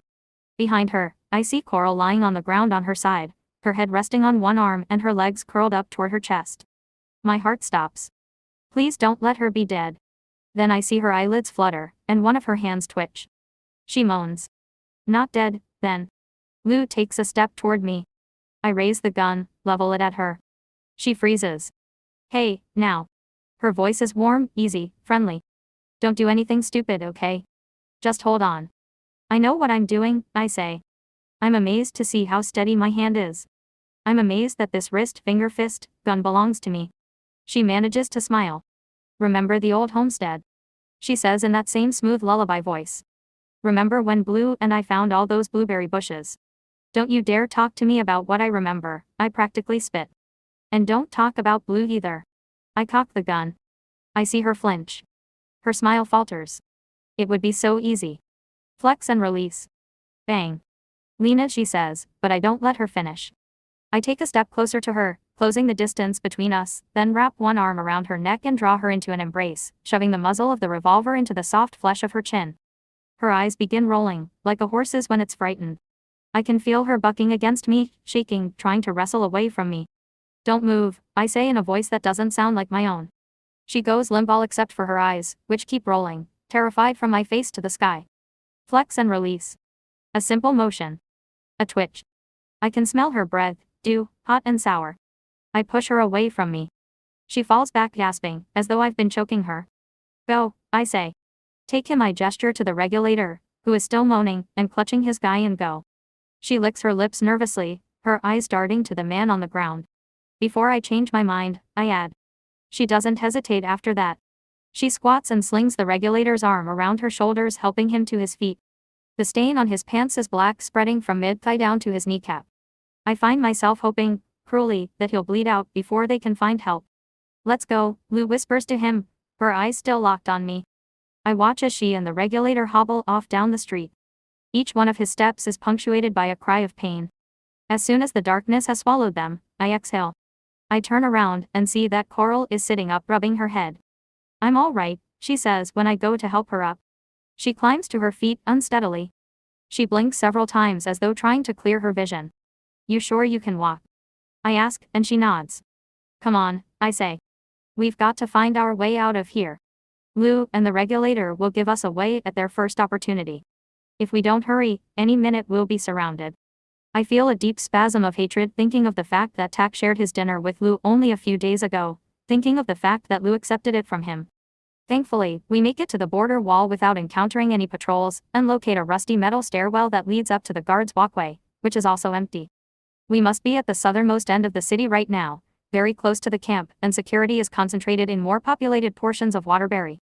Coral mounts the stairs shakily and I go behind her to make sure she won't fall, but she refuses my help and jerks away from me when I place a hand on her back. In just a few hours, my respect for her has increased tenfold. As we reach the walkway, the alarm in the distance finally stops, and the sudden quiet is somehow scarier, a silent scream. Getting down the other side of the wall is trickier. The drop from the top is a good 15 feet onto a steep, loose slope of gravel and rock. I go first, swinging out hand over hand on one of the disabled floodlights. When I let go and drop to the ground, I slide forward several feet, gutting onto my knees, and feel the gravel bite through my denim. Coral follows after me, her face pale with concentration, landing with a small cry of pain. I don't know what I was expecting. I had feared, I think, that the tanks would have already arrived, that we would find the camp already consumed by fire and chaos, but it stretches before us as it ever did, a vast and pitted field of peaked tents and shelters. Beyond it, across the valley, are the high cliffs capped with a shaggy black mass of trees. How long do you think we have? Coral says. I know without asking that she means before the troops come. Not long enough, I say. We move in silence toward the outskirts of the camp. Walking the periphery will still be quicker than trying to navigate the maze of people and tents. The river is still dry. The plan obviously failed. Raven and the others did not manage to disable the dam, not that it matters much at this point. All these people. Thirsty, exhausted, weak. They'll be easier to corral. And of course far easier to kill. By the time we make it back to Pippa's camp, my throat is so dry I can hardly swallow. For a second when Julian rushes toward me, I don't recognize his face. It is a collection of random shapes and shadows. Behind him, Alex turns away from the fire.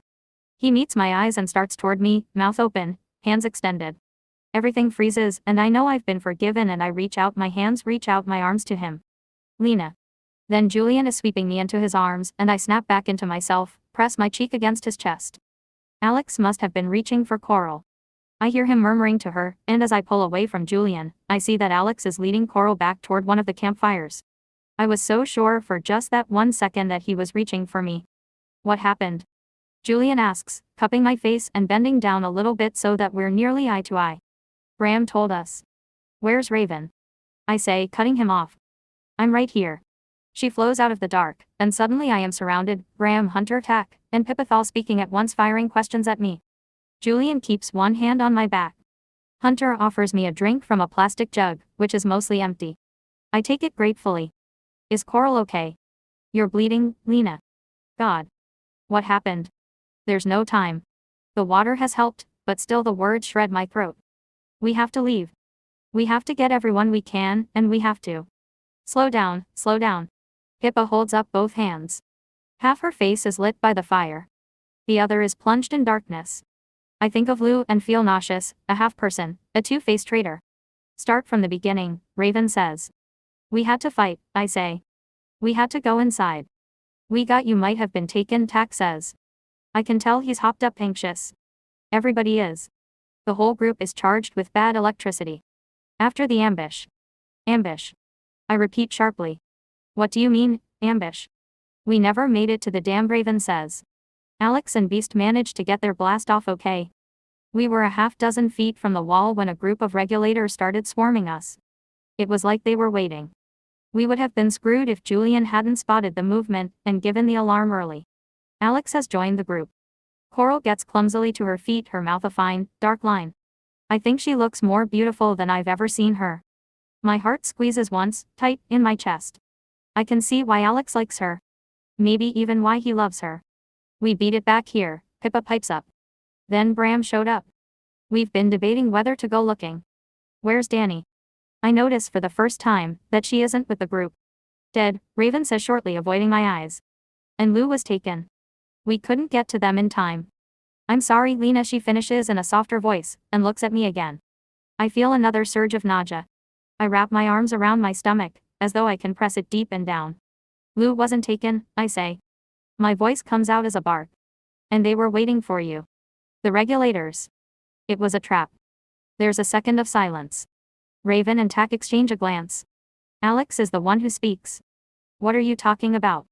It's the first time he has spoken to me directly since that night on the banks, after the regulators burned our camp. Lou isn't what we got she was, I say. She isn't who we got she was. She's been cured. More silence, a sharp, shocked minute of it. Finally Raven bursts out, how do you know? I saw the mark, I say. Suddenly I'm exhausted. And she told me. Impossible, Hunter says. I was with her. We went to Maryland together. It's not impossible, Raven says slowly.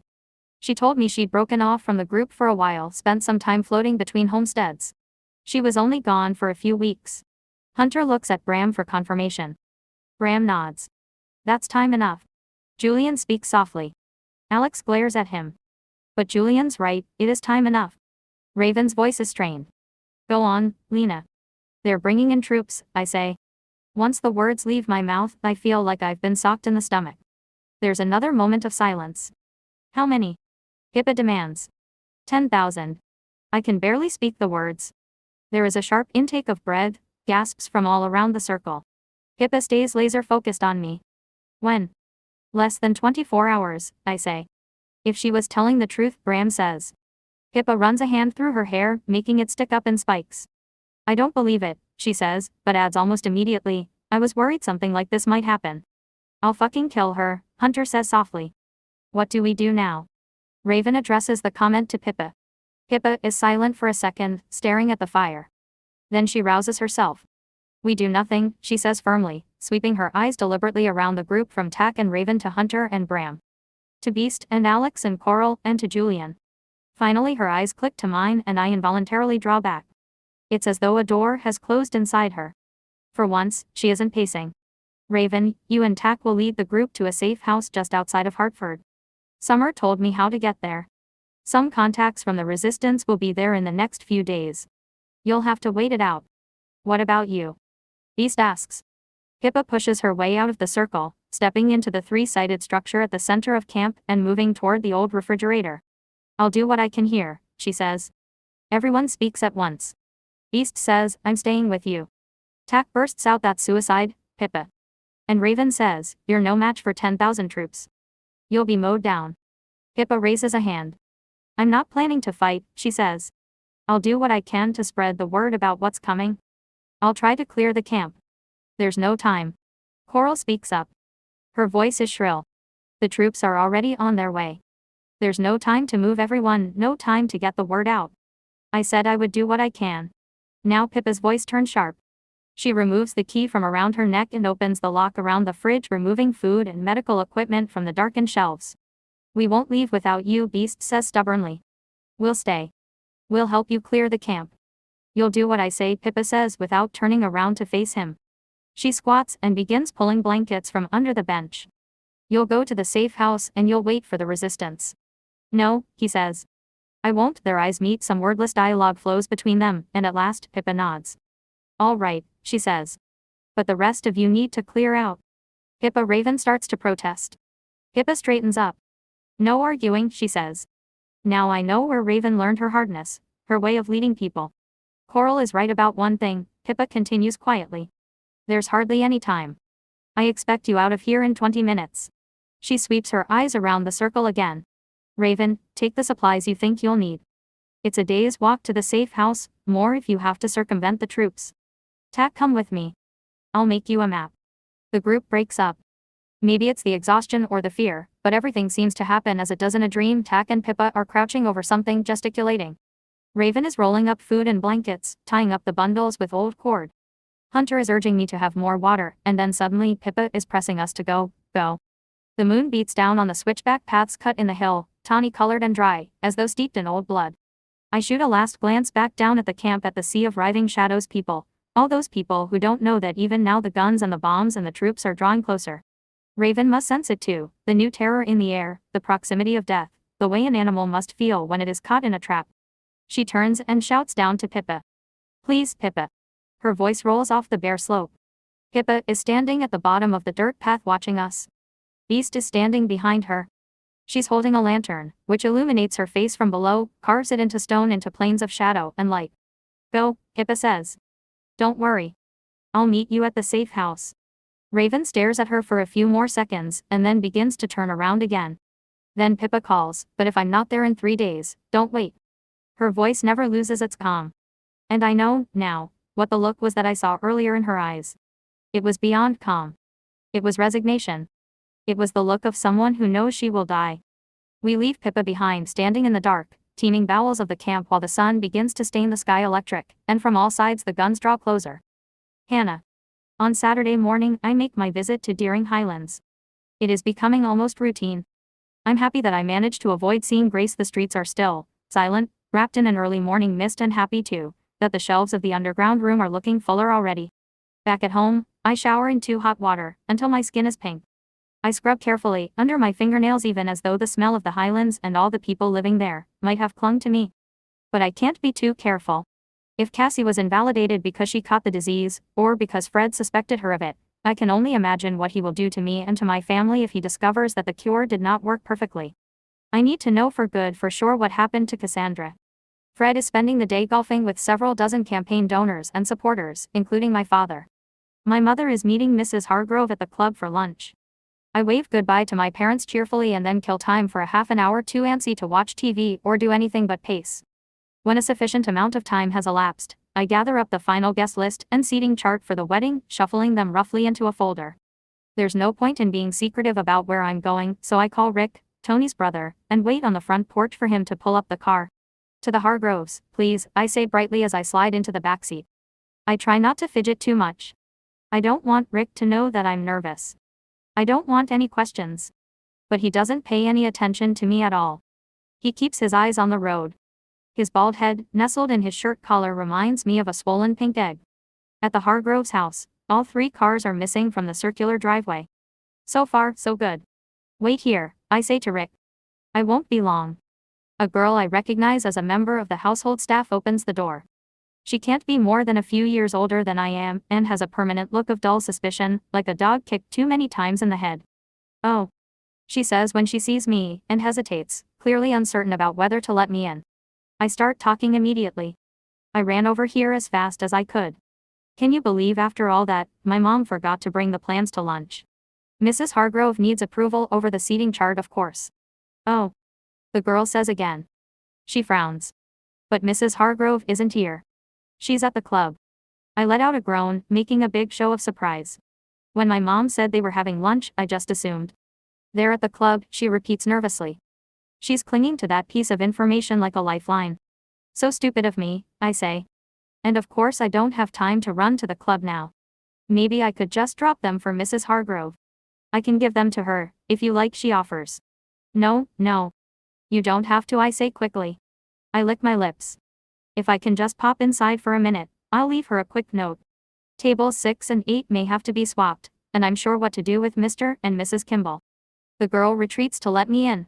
Of course, she says, opening the door a little wider to admit me. I pass in front of her. Although I've been to the Hargroves many times, the house feels different without its owners present. Most rooms are dark, and it's so quiet I can hear the creaking of footsteps above the rustle of fabric several rooms away. Goosebumps pop up on my arms. It's cool in the hall, but it's also the feel of the place, like the whole house is holding its breath, waiting for a disaster. Now that I'm here, I'm not sure where to begin. Fred must have kept records of his wedding to Cassie, and probably of his divorce too. I've never been inside his study, but he pointed it out to me during my first visit, and there's a good chance that any documents he keeps will be there. But first I have to get rid of the girl. Thanks so much, I say as she ushers me into the living room. I beam her my brightest smile. I'll just plop down here and write a note. You'll tell Mrs. Hargrove the plans are on the coffee table, right?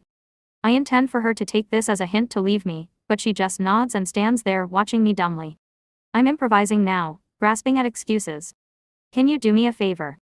Since I'm already here, can you run upstairs and try to find the color swatches we lent to Mrs. Hargrove ages ago? The florist needs them back. And Mrs. Hargrove said she left them for me in her bedroom, probably on the desk or something. Color swatches. A big book of them, I say. And then, because she still hasn't moved, I'll just wait here while you get them. At last she leaves me alone. I wait until I hear her footsteps retreat upstairs before venturing back out to the hallway. The door to Fred's study is closed but, thankfully, unlocked. I slip inside and close the door quietly. My mouth is dry and my heart is speed racing in my throat. I have to remind myself that I haven't done anything wrong. At least not yet. Technically, this is my house too, or it will be very soon. I feel for the light on the wall. It's a risk anyone could see the light spilling under the door, but then fumbling around in the dark, overturning furniture, will bring them running as well. The room is dominated by a large desk and a stiff-backed leather chair. I recognize one of Fred's golf trophies and the sterling silver paperweight sitting on the otherwise empty bookcases. In one corner is a large metal filing cabinet. Next to it on the wall is a large painting of a man, presumably a hunter, standing in the middle of various animal carcasses, and I look away quickly. I head for the filing cabinet, which is also unlocked. I rifle through stacks of financial information, bank statements and tax returns, receipts and deposit slips dating back nearly a decade. One drawer holds all the employee information, including photographed copies of the staff's ID cards. The girl who showed me in is named Eleanor Latterly, and she's my age exactly. And then stuffed in the back of the lowest drawer, I find an unmarked folder, slender, containing Cassie's birth and marriage certificates. There's no record of a divorce, only a letter folded in two, typed on thick stationery. I scan the first line quickly. This letter is in regard to the physical and mental state of Cassandra Melania Hargrove B. O'Donnell, who was admitted to my care. I hear footsteps crossing quickly toward the study. I shove the folder back in place, push the cabinet closed with a foot and stuff the letter into my back pocket, thanking God I got to wear jeans. I grab a pen off the desk. When Eleanor swings the door open, I triumphantly flourish a pen before she has a chance to speak. Found it. I say cheerfully. Can you believe I didn't think to bring a pen? My brain is cheese today. She doesn't trust me. I can tell. But she can't exactly accuse me outright. There was no book of swatches, she says slowly. No book anywhere that I could see. Weird. A bead of sweat trickles between my breasts.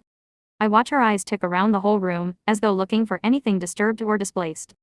I guess we've all got our messages crossed today. Excuse me. I have to shove past her, moving her bodily out of the way. I barely remember to scrawl a quick note to Mrs. Hargrove for your approval. I write, even though I don't really care what she thinks. Eleanor hovers behind me the whole time, like she thinks I'm going to steal something. Too late. The whole operation has taken only 10 minutes. Rick still has the engine on. I slide into the back seat. Home, I tell him. As he maneuvers the car out of the driveway, I think I can see Eleanor watching me from the front window. It would be safer to wait until I was home to read the note, but I can't stop myself from unfolding it.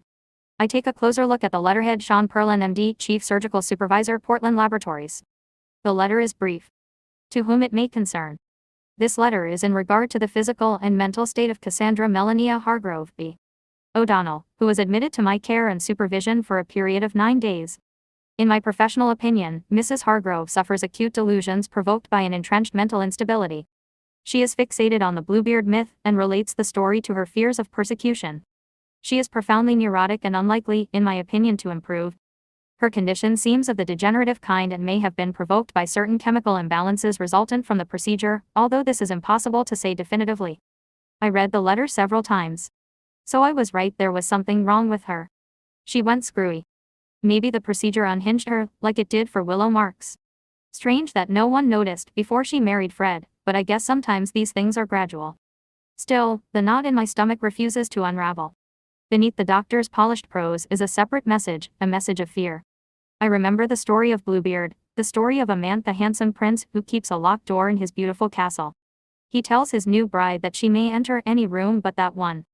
But one day her curiosity overwhelms her, and she discovers a room of murdered women strung from their heels. When he finds out she disobeyed his order, he adds her to that horrible bloody collection. The fairy tale terrified me when I was a kid, especially the image of the women heaped together, arms pale and eyes sightless, gutted. I fold the letter carefully and return it to my back pocket. I'm being stupid. Cassie was defective like I got she was, and Fred had every reason to divorce her.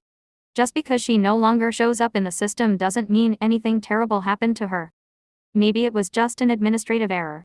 But the whole ride home, I can't help but picture Fred's strange smile and the way he said, Cassie asked too many questions.